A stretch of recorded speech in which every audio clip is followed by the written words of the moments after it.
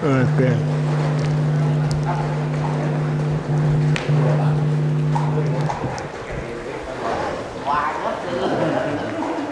Cek cek, oke udah ya, cek cek.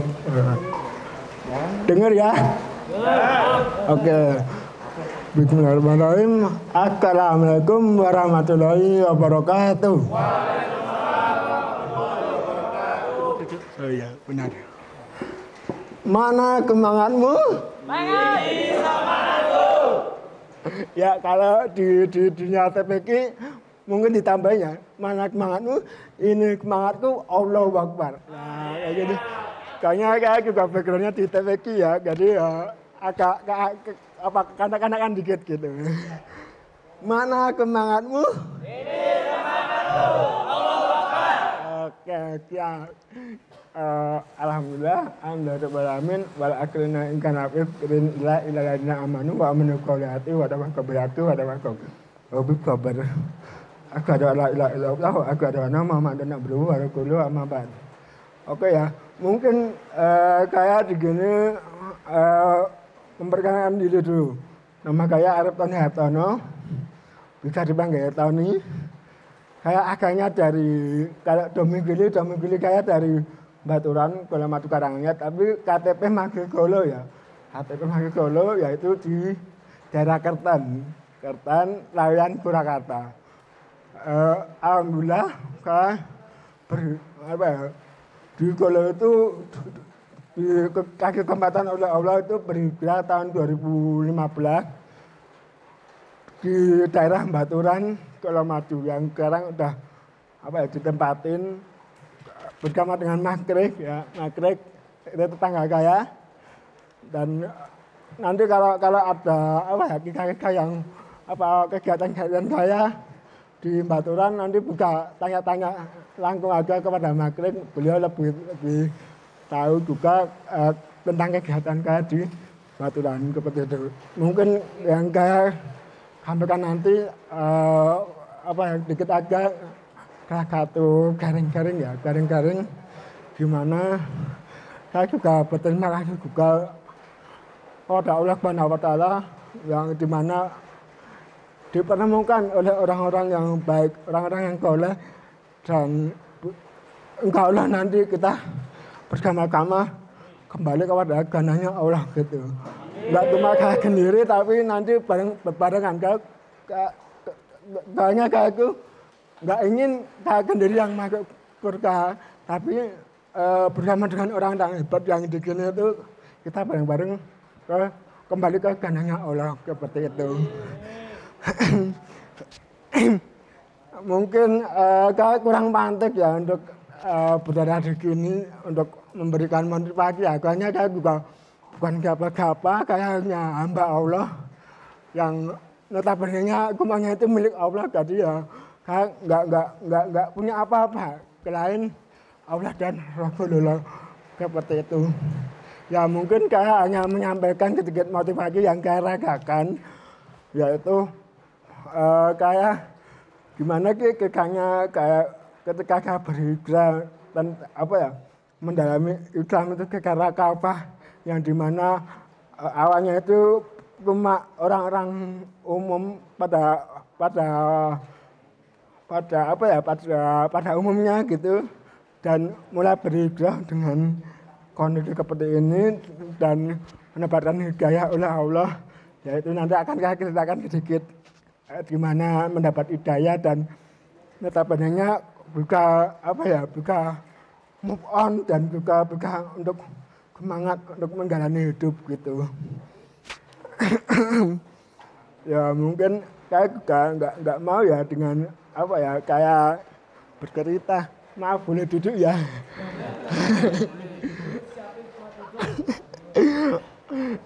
Jadi saya itu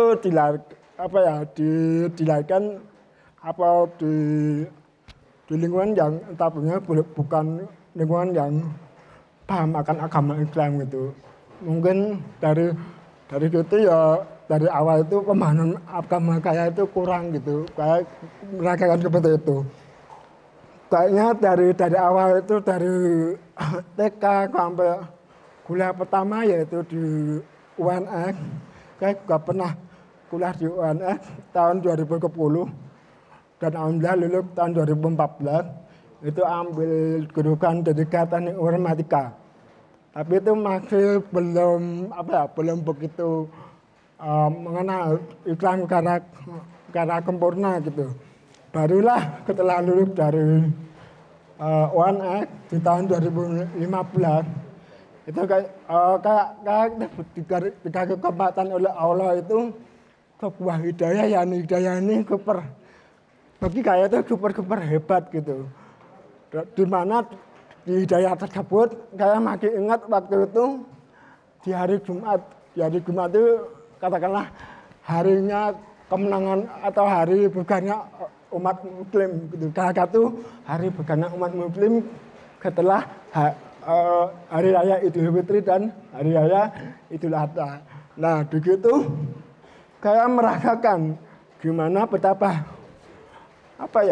sakit yang kayak alami ini udah kayak diugung tanduk gitu. Dinanya udah nggak kuat lagi untuk menahan sakit yang udah kayak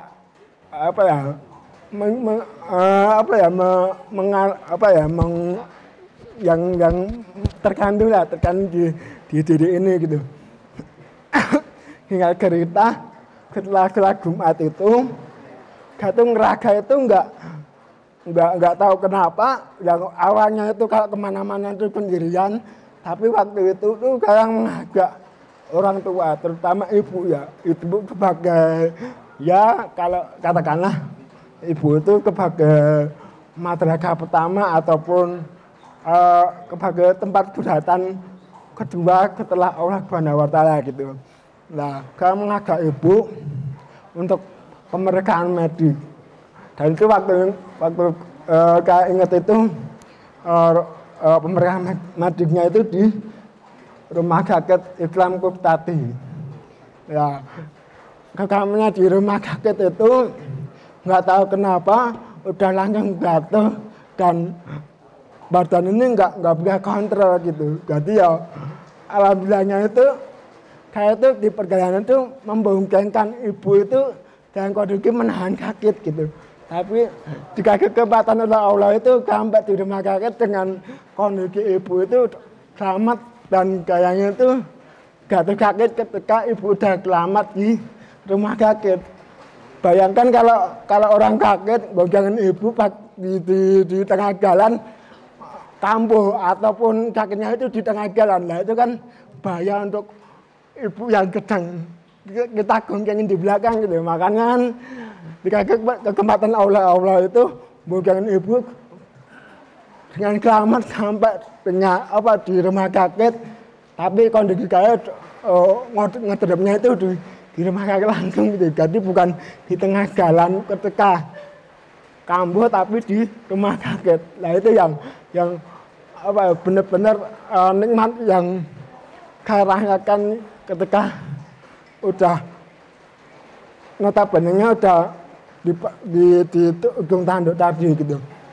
Kami di rumah sakit itu ya qadarullah nggak berpikir apa-apa, dan saya pun cuma mengharap doa dari Allah itu intinya seperti ini. Ya Allah, ketika ini terakhir hidup saya, maka karya diambil untuk hari ini. Tapi kalau masih takutnya itu nanti pas di hadapanmu ya Allah, saya masih nanggung dosa di dunia. Makanya saya terbesit doa itu terus sampai pada waktunya itu Allah itu kayak kasih kesempatan saya dalam doanya tersebut gitu. Makanya di waktu itu kayak saya berpikir itu, oh iya ini sebuah hidayah, dan bagi saya itu hidayah yang paling hebat yang pernah saya rasakan sebelumnya. Walaupun sebelumnya itu pernah sakit jatuh, tapi nggak pernah dapat hidayah ke bagus atau ke menarik dengan kondisi seperti itu gitu. Makanya setelah hidayah itu saya dapatkan, alhamdulillah mulai kata berkatu apa ya ibadah yang digambarkan oleh Allah di firman-Nya di Al-Qur'an maupun penjelasan dari Rasulullah di hadis itu mulai tergerak kata berkatu, mulai dari sholat wajib 5 waktu yang awalnya itu bolong-bolong atau bolong-bolongnya itu katakanlah nabrak waktunya mau sholat maghrib tapi sholat akhir belum digelegekan ya kayak gitu kan, kayak nabrak apa ya waktu sholat itu. Itu dari gitu terus sholat apa ya puasa wajib, setelah dengan amalan wajib nanti ada kesempatan untuk amalan sunnah lah kepada itu. Jadi kayak hidayahnya tadi itu kayak berkembang terus. Jadi mulai dari hidayah yang super mengkritiki kita itu kayak menjadi sebuah apa ya motivasi atau tamparan kita untuk mulai berhijrah gitu. Dari yang awalnya buruk menjadi lebih baik. Jadi yang awalnya belum baik menjadi baik, dan awalnya baiknya itu baik yang standar menjadi baik yang apa ya lebih tinggi lagi seperti itu. Dan kayak di gini pun juga mungkin mewakili dari teman-teman yang gini kaya, maksudnya gini kaya itu ya kayak memahami betul akan kekurangan kaya itu yang seperti ini. Kekurangan yang dimana mungkin kekurangan ini adalah kekurangan yang dianugerahkan oleh Allah ketimbang yang teman-teman yang di sini gitu. Mungkin kekurangan ini juga dialami oleh teman-teman kita yang di luar sana. Kayak itu dan yang saya rasakan betul itu dengan kekurangan ini kayak dari awalnya itu mempunyai rasa minder yang seperti orang-orang yang di sana itu yang notabene itu yang mempunyai kekurangan ini pasti awal raga-raga itu mesti ada raga-raga minder nggak mau ketemu orang, minder nggak mau berkomunikasi dengan orang, atau minder nggak mau berubah akan kondisi yang kita alami gitu. Nah, dari gitu mungkin saya juga apa ya mengajak untuk teman-teman yang di sini untuk memberi support kepada yang di sana. Mungkin kayak apa ya kayak kata dari mereka, tapi kan udah termotivasi, udah tersemangati berkat teman-teman yang di sini. Tapi yang teman-teman yang di sana itu belum termotivasi kepada saya. Karena menurut saya itu yang begini itu karena mendapat semangat dari teman-teman yang di sini. Jadi seperti itu yang saya katakan. Yang mau maaf kalau ada kata maupun perbuatan itu murni dari saya pribadi, mohon maaf kan kalau ada benar jadi oleh pendapat Allah. Jika punya koron kakiran tak beri korot tabik. Assalamualaikum warahmatullahi wabarakatuh.